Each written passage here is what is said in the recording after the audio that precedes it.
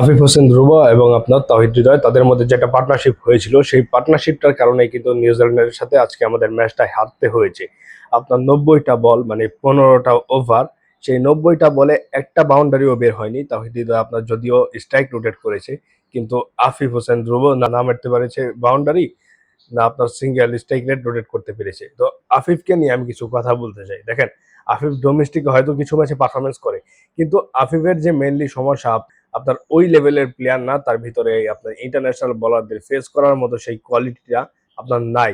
আপনি দেখবেন যে সে টানা 70 টানা কয়টা ম্যাচ যেন আপনার টানা টি-20 খেলেছিল, সেখানেও কি তার কোনো পারফরমেন্স ছিল না। এখন কথা হচ্ছে যে আপনার সে আফিফকে আপনার কেন বারবার আনা হয়? আফিফের তো টেকনিকই ঠিক নাই। আপনার স্লো পিচে আপনার কিভাবে খেলতে হবে, স্ট্রাইক রোটেট করতে হবে, সুইপ খেলতে হবে, এগুলাই তো খেলতে পারে না। তো এমন একটা প্লেয়ারকে আপনারা এনে নামিয়ে দিলেন।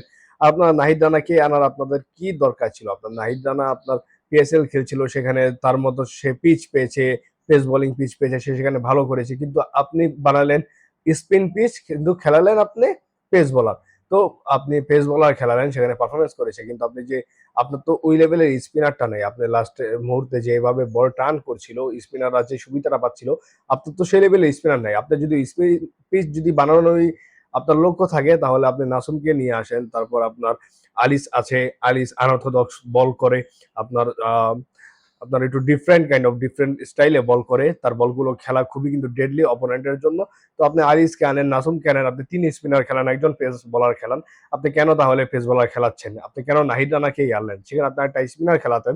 তো এই সমস্যাগুলো ঠিক করতে হবে। তামিম ইকবাল বাংলাদেশের নিউ প্রেসিডেন্ট, আপনার বিসিবি বস, সে অবশ্যই এই বিষয়গুলো নিয়ে আপনার আলোচনা করবে ক্রিকেটারদের সাথে এবং পিচ ক্রিয়েটরদের সাথে, যে যেন সামনে যেন আপনার স্লো পিচ যেন না বানানো হয়।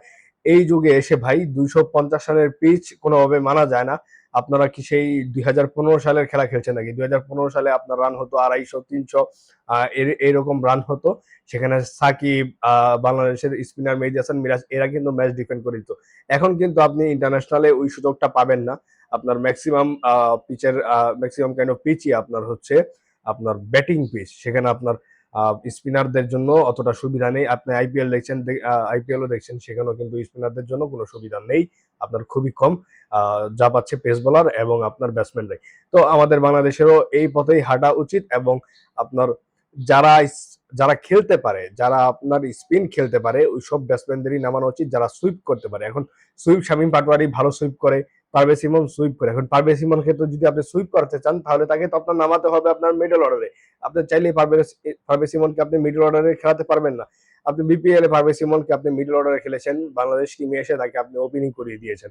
তো কোনোভাবেই কোনো কিছু হচ্ছে না, সব জায়গাটাই ভুল। আপনার তামিম ইকবাল যেহেতু এক্স প্লেয়ার, সে এগুলা ভালো বুঝবে।